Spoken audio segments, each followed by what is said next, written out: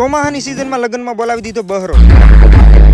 Good morning અને જય માતાજી. સવારે 8:41 નીકળી ગયો વાડી તરફ. કેમ કે મિત્રો દિવસની અંદર 2 આટા તો આપણે વાડીના મારવા જ પડે. ભૂંડ અને રોજનો બહુ ત્રાસ છે. અચ્છા. અને વાડી આવતા જ મને ભટકાઈ ગયા મેહુલભાઈ ને કર્યા આપણે મસ્ત મજાના રામ રામ. અને આ બાજુ આ અંકલ જેમ પાણીમાં બળદ આયલો એમ સોયત્રા કાઢી આવ્યો.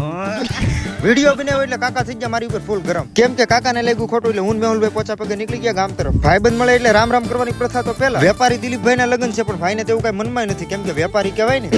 એટલી વારમાં તો દિલીપભાઈ મને આપી દીધા ભોજન સમારંભના કાર્ડ. હવે આખા ગામમાં ગોથા મારવાનો.